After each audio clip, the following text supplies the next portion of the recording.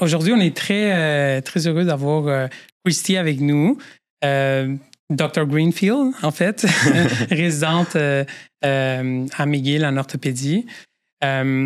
Donc, ça va être juste une discussion. Je pense que pour commencer, juste c'était la table. Est-ce que tu pourrais juste nous dire un peu qui tu es puis où est-ce que tu travailles en ce moment? Absolument. Fait que moi, je m'appelle Dr. Chrissy, pour celles qui ne me connaissent pas. Je travaille à McGill en orthopédie. Je suis résidente R2 présentement et j'ai fait ma médecine à l'UDM Trois-Rivières. Parfait. L'Université de Montréal.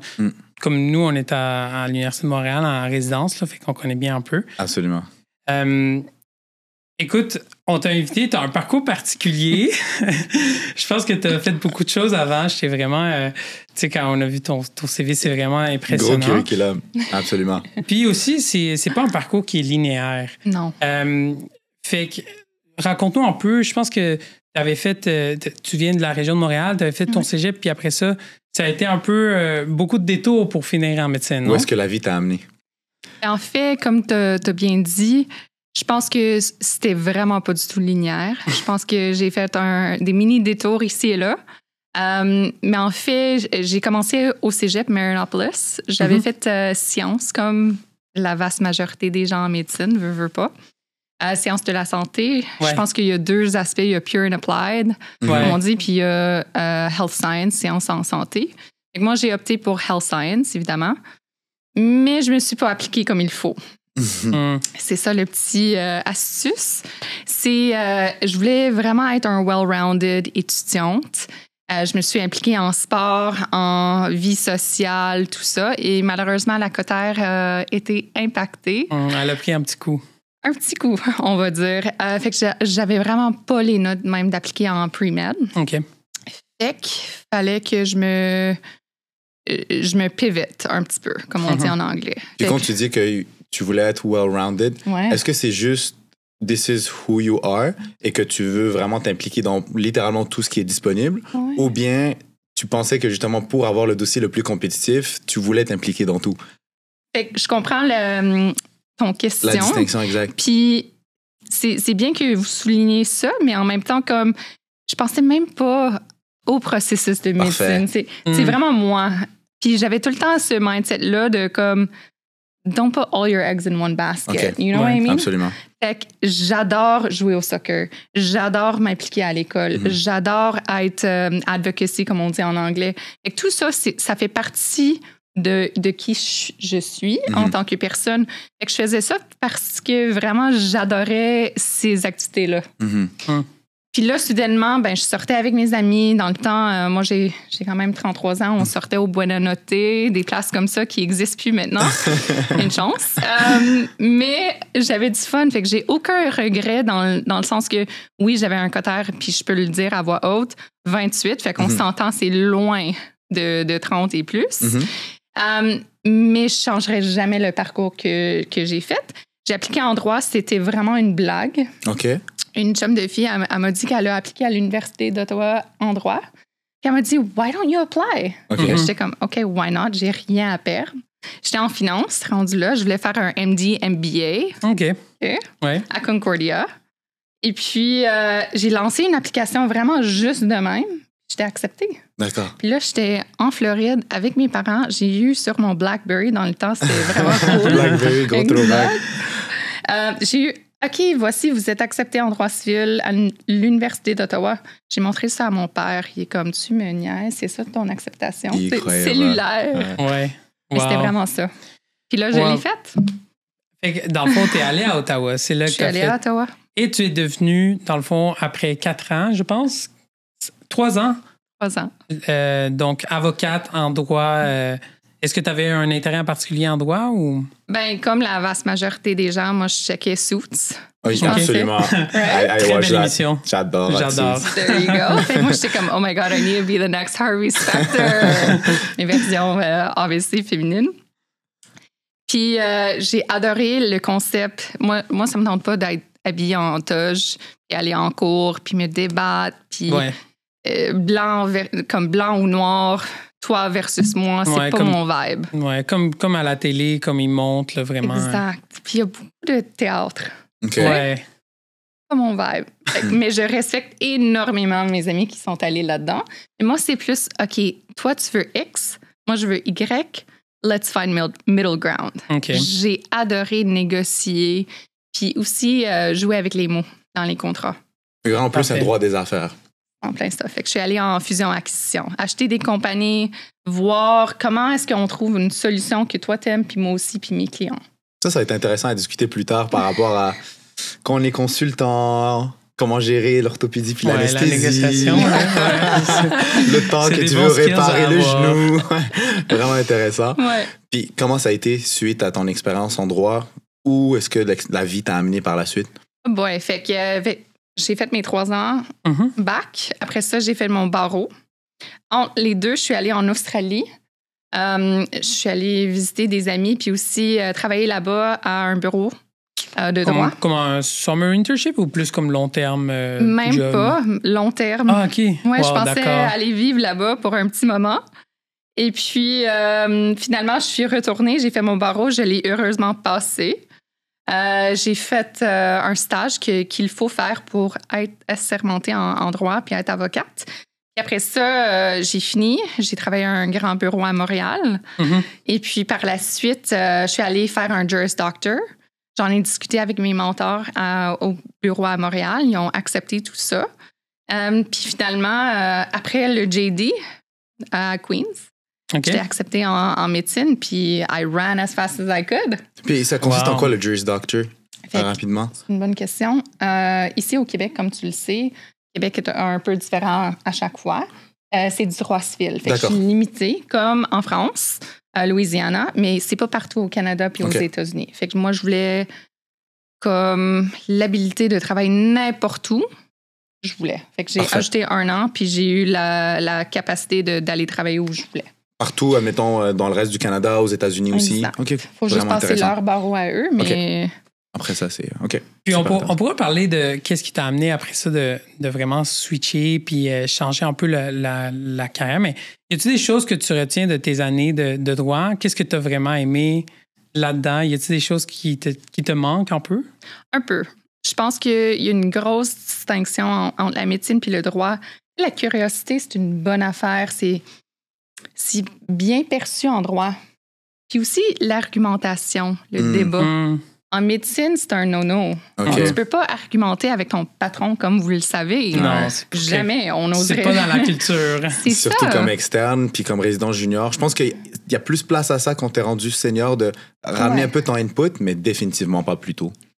Puis ça, c'est le contraire en droit. Wow. C'est bien perçu. C'est comme, oh wow, I can't wait to see what she's like in a courtroom, in a negotiation. Wow. You know what I mean? Fait que c'est totalement différent, je trouvais, en médecine où on n'oserait jamais de douter un plan qu'un patron ferait pour une opération. Absolument. Ouais. Absolument. C'est quelque chose. J'ai jamais songé, en fait. C'est tellement. Fais-le pas. Conseil d'amis. Non, mais parfait. Écoute, puis qu'est-ce qui te manquait en droit? Qu'est-ce qui t'a fait que il y avait quelque chose qui te manquait pour aller en médecine puis essayer quand même d'appliquer en médecine?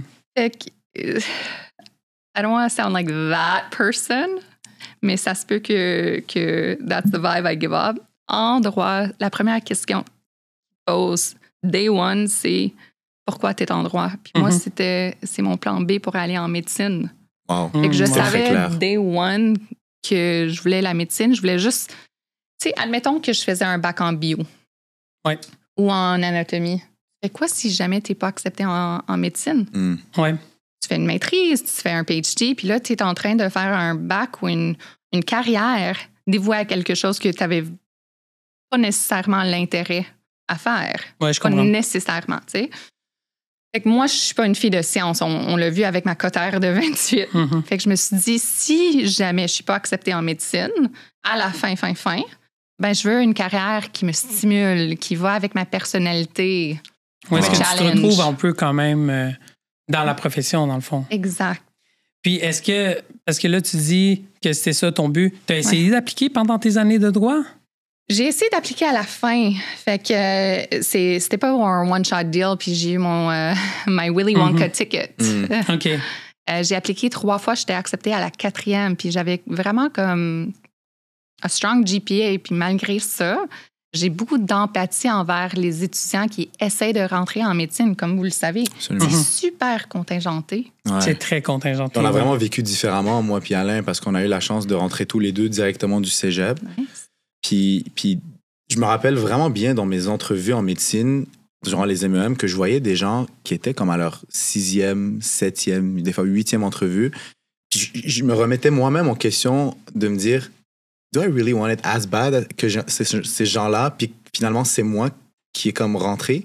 Puis je sais qu'Alain pense exactement comme moi par rapport à ça, puis on a eu l'occasion de s'en parler. On a eu l'occasion, puis on parlait beaucoup de ce syndrome d'imposteur que j'avais eu en rentrant en médecine, parce que j'avais l'impression, moi personnellement, d'avoir pris la place à quelqu'un qui le voulait vraiment, puis moi qui était plus comme plutôt jeune au cégep, je voyais mes options, puis j'ai décidé de rentrer en médecine, mais plus vers la fin, moins réfléchi que quelqu'un que ça fait 3-4 fois qui applique. Mais il y a beaucoup ce syndrome d'imposteur-là, je trouve, qu'on en a discuté avant, mais... Puis c'est cool ici de pouvoir justement en parler avec Christy. Mais j'avais vu justement, tu es active sur les réseaux sociaux, j'avais vu justement un peu ton point de... Le syndrome d'imposteur, c'est pas juste comme un mythe, là. C'est quelque chose qui arrive pour vrai. Je pense aussi, ça a eu comme une connotation négative, veux pas. Moi, je le vois d'une façon positive. Ah oui? Okay. Qu'est-ce que tu veux dire? It's a humble reminder. Comme de non seulement réaliser qu'il y a tellement... Je vais le dire en anglais juste parce que there's so much growth en médecine. Tu ne vas jamais tout savoir. Ouais. Puis il y a un moment où il faut accepter ceci parce que c'est illimité le knowledge qu'on peut avoir en médecine. Ouais. Je veux pas, en orthopédie, avec la technologie, avec tous les gadgets qu'on a. Ouais. Oh my God, c'est à l'infini. Je peux pas tout savoir. Puis une chance que je peux pas tout savoir parce que j'ai l'opportunité d'apprendre des autres. Puis de continuer cette évolution-là tout au long de ma carrière. Fait que je pense que le moment où je ressens pas le syndrome d'imposteur, je devrais prendre ma retraite. Ouais. Wow. It humbles you. J'ai jamais pensé comme ça. Parce que nous, en anesthésie, on a eu un atelier avec un des patrons que a lot of people look up to en termes de leadership. C'est comme il y a dans des positions de leadership autant en termes de l'Association des anesthésistes du Québec, dans son hôpital. Puis t'es devant cette personne, puis il se met un peu dans une position de vulnérabilité par rapport à nous, puis il me dit, to this day, je me sens toujours un peu imposteur parce que je me dis, ils m'ont laissé passer. Comment je suis à ma place? Puis à chaque étape de son parcours en médecine, durant la résidence, il ressentait ça. Puis c'est cool que les gens puissent parler un peu de cette position de vulnérabilité-là. Puis la façon que toi, tu le vois, c'est vraiment intéressant aussi. Oui. Est-ce que tu l'as vécu plus en médecine ou est-ce que tu l'as vécu en droit ou pas du tout en droit? Ou... Je pense les deux. Les deux? Oui. Okay. Ben, en médecine, c'était surtout le CARMS match. Je ne sais pas combien de fois vous avez refresh. Ouais. I don't know, moi, c'était comme... C'était une grosse journée pour moi. Oui. Puis même quand j'ai vu la réponse, j'étais comme... It's a glitch. Refresh. So, I mean, je pense, même affaire en droit, c'était course au stage, fait que l'équivalent du match en CARMS. Mais nous, on peut avoir plusieurs options. Fait que tu peux avoir des cadeaux qui sont livrés chez toi à midi. Wow. Bienvenue à X bureau, Y bureau, Z bureau. Puis tu as la chance de voir toutes tes options puis choisir jusqu'à, je pense, 17 heures le jour même. OK. C'est le fun. Mais en même temps, t'es comme, ils ont-tu fait une erreur? C'est-tu supposé d'être livré à moi? Peut-être c'était supposé d'être livré à Jimmy. On a le choix de... On a comme les options qui se présentent devant nous. Là. Oui. C'est quelque chose qui me dérangeait au début avec le processus du match qui est tellement secret qu'on n'a aucune idée comment ça fonctionne. Mais en même temps, des fois, c'est mieux de ne pas savoir tout. Bien d'accord. Effectivement, des fois, c'est mieux de juste savoir la réponse. Et... À midi, puis c'est fini, exact. Puis être content aussi avec... Comme moi, ça m'a permis de faire la paix avec mes choix avant le match day. Parce que tout ce que j'avais ranké, je savais que c'est une option qui me convenait. Ouais. Et que ça, c'est important pour les gens qui qui rank, là, de ranker vraiment ce qu'on veut aussi. Puis si on t'amène un peu plus loin, pourquoi tu voulais devenir médecin à la base? Oh, wow. Guys, it's the MMI. Exact. Concrètement, fait qu'en droit, je veux pas, la société nous voit un peu comme les serpents, right? Il n'y a pas une belle... je suis avocate, puis il y a beaucoup d'avocates que moi je connais qui sont contents. OK. OK. En médecine, c'est pas seulement l'aspect valorisant, mais c'est l'aspect concret qu'on a, l'impact sur quelqu'un. Moi, j'étais dans un grand bureau où j'avais des courriels à 2 h du matin, 3 h du matin. C'était un peu comme un pager à l'hôpital. Puis, rendu à un certain point, j'étais juste tannée. Si quelqu'un me dit que c'est urgent, je veux que ça soit urgent de façon médicale. Ouais, je comprends. Que ça ait un impact sur quelqu'un de tangible. Qu'on puisse, que je faisais pas une compagnie de millions à milliards. OK. C'était vraiment ça, ce que moi, je faisais à ma poste en tant qu'avocate en affaires. D'accord. Fait que ça me donnait pas le goût de me réveiller pour rendre les millionnaires plus riches. You know what I mean? So, c'est le deep why. The deep why. OK. Exactly. Puis aussi, je veux pas, moi, j'étais impliquée dans un accident d'auto. Je me suis endormie au volant. 2e année en droit. Puis en me réveillant, on ne savait pas. Mon père, c'est un orthopédiste. D'accord. Il a spécialisé en colonne puis en sports. 2 fellowships. Okay. Puis c'était lui de garde. Fait qu'on ne savait pas, mais il m'a vu sur un stretcher, sa petite fille, avec la colonne L1, L2, une fracture. Puis c'était lui qui était appelé ce soir-là. Il a appelé un collègue, évidemment, à cause du conflit d'intérêts, mais absolument. Il était cool, collected like a cucumber. Wow. Ouais. Fait que j'avais un respect immense envers la profession parce que, veux pas, avec une fracture comme ça, il y a tout un plan de match de rétablissement, à avoir physio, ergo, toute l'équipe ensemble. Fait que ça m'a beaucoup marqué, on va dire. Ça a été une expérience marquante. Exact. Wow. Puis, raconte-nous un peu la dernière application, comment t'es rentrée. C'était dans quel contexte? Est-ce que t'avais un autre plan ou c'était la dernière fois que t'appliquais? Des fois, c'est comme des dernières chances. Puis c'est la dernière fois que j'applique. Ouais. Je me suis jamais fait poser cette question-là, fait que j'apprécie la question. Je sais pas s'ils ont changé les règles, mais c'était la 8e année que mes prérequis de Marianopolis étaient valides. Wow, d'accord.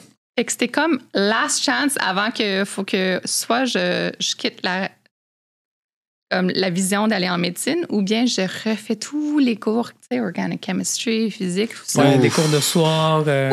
En tant qu'avocate, c'est ça. Ouais. Comme, moins compatible. Voilà. Fait que là, c'était comme la dernière année que j'osais essayer. Et heureusement, je travaillais en tant qu'avocate. J'étais finie le JD que j'avais fait à Queen's. Je continuais à enseigner. Je faisais Introduction to Canadian Law à Queen's. Très nice. Oui, j'ai adoré l'expérience de redonner à the up-and-coming lawyers. Et puis, I kid you not, j'étais tellement contente d'être acceptée. Puis, tu sais, quand on rentre en médecine, puis on est déjà employé dans une firme d'avocats, comment est-ce que les gens autour de toi ont vu ça? Tu sais, c'est quand même un changement. Tes collègues à mes amis ou mes collègues? Tes collègues, ta famille. Mm-hmm. Oh my God, ma famille, ils m'ont supporté comme le soutien que j'ai eu de ma famille, de mes amis, qui ont vu pendant des années que j'ai appliqué avec non-stop à être rejeté de nombreuses fois, puis finalement accepté. Like, we popped so many bottles. C'est parfait. Faut célébrer. Tout le stock du Costco.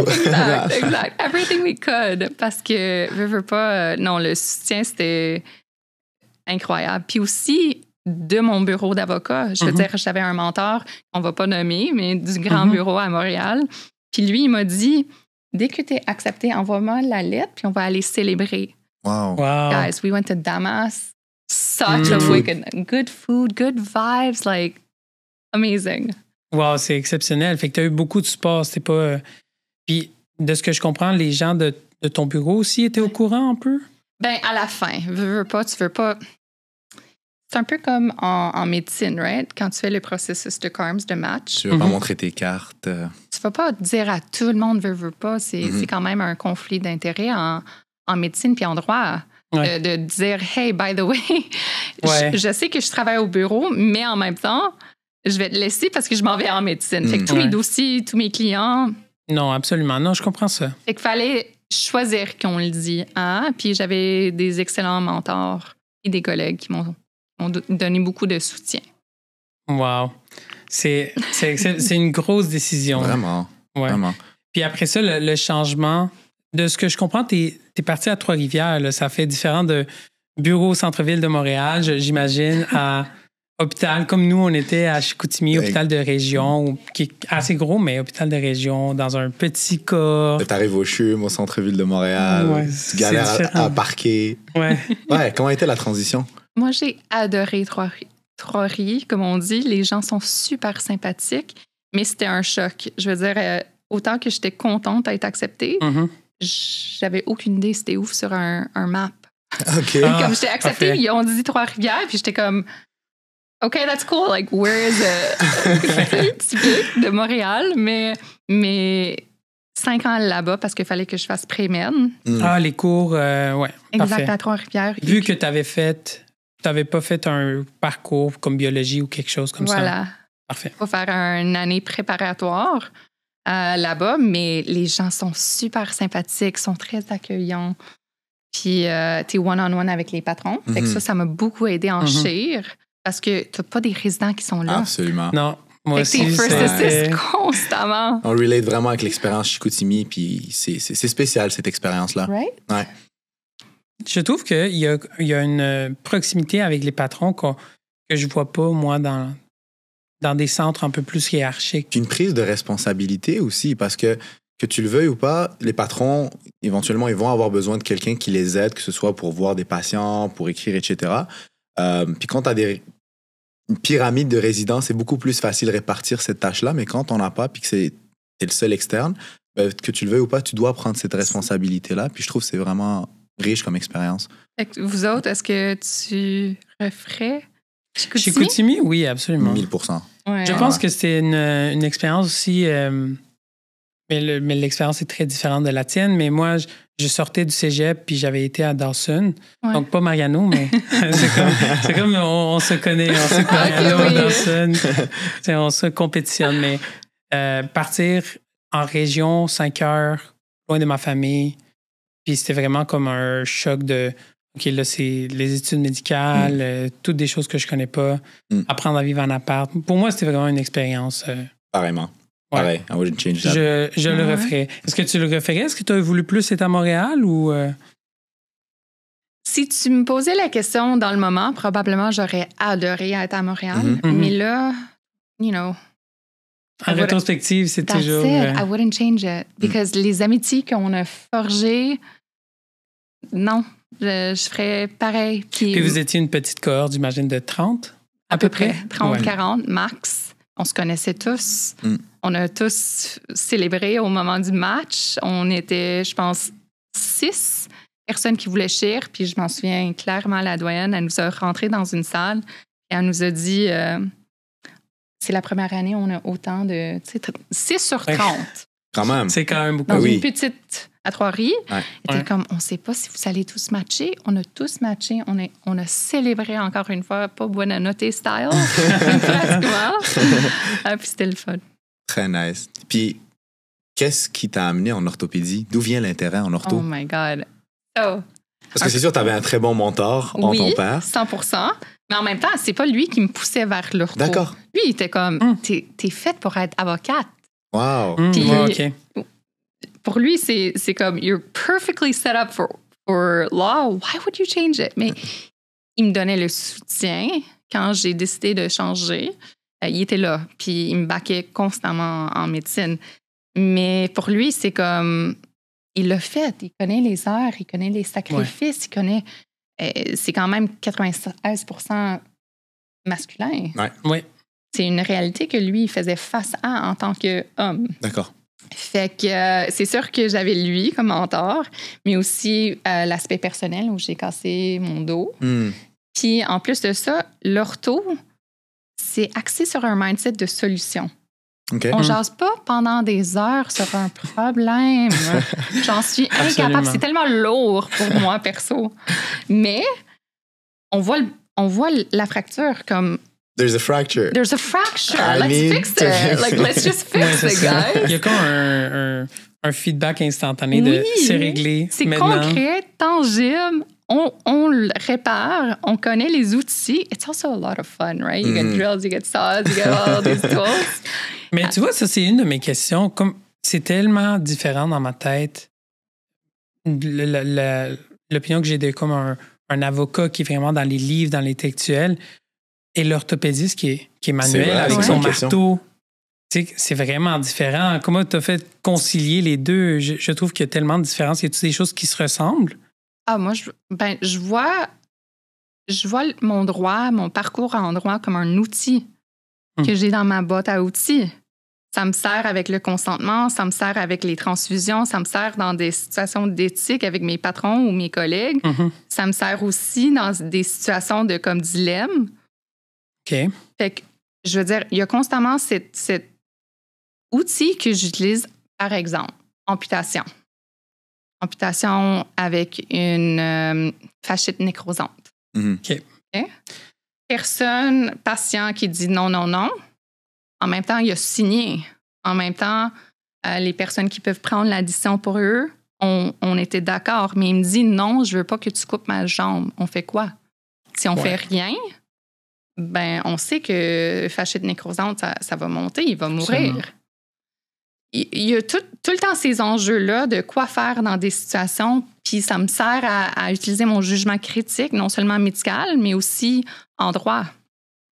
De bien trancher. Puis en chir, comme vous le savez, tous les deux, on tranche. Ouais. En droit on prend aussi. Des décisions, on des décisions difficiles, mais... Wow, OK, parfait. Fait que ça donne un peu une perspective haute. Et de négociation, on parlait avant, est-ce que ça t'a aidé justement à comment discuter avec les patients? Des collègues. Des collègues surtout, mais aussi des patients. C'est un peu différent. On ne va pas négocier sur des termes, mais des fois de comment rendre une conversation en termes médicaux plus simple. C'est le même affaire. Vulgariser. C'est ça. En droit, on ne peut pas utiliser un jargon que les gens ne connaissent pas. Il faut simplifier les choses. Pour chaque patient, dépendamment de leur âge, maturité, éducation, background. On a vu ça surtout dans différentes villes, comme Trois-Rivières. On ne pourrait pas jaser en anglais à Trois-Rivières. Il fallait s'adapter, puis aussi adapter notre langage, dépendamment à nos patients. Comme mes patients pédiatriques, je vais surtout comme leur jaser d'une façon différente, comme vous le savez aussi. Et que cette adaptation-là m'a servi, que j'ai pris du droit. Je l'ai amené en médecine. Puis pour le choix de spécialité, est-ce que tu avais exploré d'autres choses ou ça s'est placé tout seul? Ou tu avais comme exploré absolument toutes les spécialités? Je voulais vraiment adorer autre chose que chir si je pouvais. Parce que veux pas, le lifestyle en droit, les heures de fou, comme vous le savez, je voulais vraiment adorer un lifestyle calme, chill, bien... radio, ça serait parfait pour moi, sincèrement. Mais le moment que j'étais au bloc opératoire avec les lumières comme ceux-ci, j'ai adoré. It lit me up like a Christmas tree, let's say. Tu te sentais que tu étais in your element. In my element. You know, Thinking Slow and Fast, le livre, je ne sais pas si vous l'avez lu. Pas moi, non. C'est absolument incroyable. Ouais. Thinking slow and fast. Parfait. Fait que tu étais dans un état de flow. Oui, quand exact. Fait que toi, tu l'as lu, ça paraît en tout. Oui. Flow, just everything came together. Puis, j'ai pas ressenti ça dans d'autres domaines. Fait que j'ai essayé ORL. J'ai aussi aimé ça. J'ai essayé plastie. Je l'ai aimé. Chirurgien. Mais encore une fois, c'était pas instant. Tu sais, les os, they're broken. You put them together. I sound like the caricature of like, there's a fracture. Just fix it. Exact. Mais c'est vrai, vraiment. Et comme vous voyez, je suis pas... Non, c'est ça. Tu fais pas nécessairement avec l'image du ortho-bro qu'on imagine. Absolument. Puis comment tu vis ça, justement, ce dynamique d'une spécialité qui est plutôt traditionnellement macho, plus masculin? C'est une excellente question. Puis aussi on theme with International Women's Day, so thank you for that. Je pense de plus en plus, on fait un shift vers l'égalité, de plus en plus. Je veux dire, l'année que moi j'étais acceptée, on était 3 sur 5. L'année d'après aussi, femmes qui étaient acceptées en ortho. On a beaucoup plus de mentors, role models. Moi, j'en ai une dans ma tête qui est chef de Shir au Jewish. Okay. C'est une petite chirurgienne en ortho. She's fierce as hell. Role model. You know what I mean? Absolument. Fait qu'on en a besoin. On fait du travail là-dessus. C'est de moins en moins stéréotypique, par contre. Comme mes collègues, oui, sont big buff, mais ils sont brillants. Il y a comme on voit les ECG puis on est capable de les lire. Inquiétez-vous pas. On est capable de faire des codes. On est vraiment bon avec le RCR. Inquiétez-vous pas. Mais je pense qu'il faut en jaser. Il faut avoir des conversations qui sont difficiles dans ces domaines-là. Puis il faut faire des petits changements. Petit par petit, on va réussir à changer une culture. Oui. Je pense que c'est comme des gens comme toi qui sont des modèles de rôle pour les autres qui appliquent, justement. Exact. On est très heureux de t'avoir dans le podcast. Puis qui vont être éventuellement un vent de changement, puis qui vont amener cette nouvelle génération where you want it finalement pour atterrir. So nice. Puis je pense que de par ton background, de par ce que tu véhicules comme valeur, ce serait intéressant d'avoir un mot de la fin, un conseil, quelque chose que tu voudrais que notre audience écoute, qui est surtout des étudiants en médecine. Qu'est-ce que tu aurais à leur recommander basé sur toute ton expérience de vie, la résilience que tu as dû démontrer pour te rendre où tu es en ce moment? Il y a une expression qui m'a été dite, puis je vais le dire encore une fois en anglais. Enjoy the process of becoming. On a toute la mentalité en médecine, type A, objectif 1, rentrer en médecine, objectif 2, résidence, objectif 3, fellowship. Après ça, chef de département, c'est ça. Mais il faut aussi se donner le moment de look how far you've come. Smell the roses. Wow. Like, I'm proud of whoever's listening. I'm proud of where they've come from, where they're at today. Be proud of yourself. Wow. On ne peut pas mieux finir. Absolument. Merci énormément d'être venu dans notre podcast. Ça a été un plaisir de t'avoir. Puis, bonne continuité dans ta résidence. Il en reste quelques années encore. Il en reste quelques années. Des longs calls comme nous, mais un jour à la fois. Puis, voilà. We're all going to enjoy the process. Exactly. Merci beaucoup d'avoir écouté le podcast. Suivez-nous sur les réseaux sociaux. N'oubliez pas de mettre un like et au prochain épisode.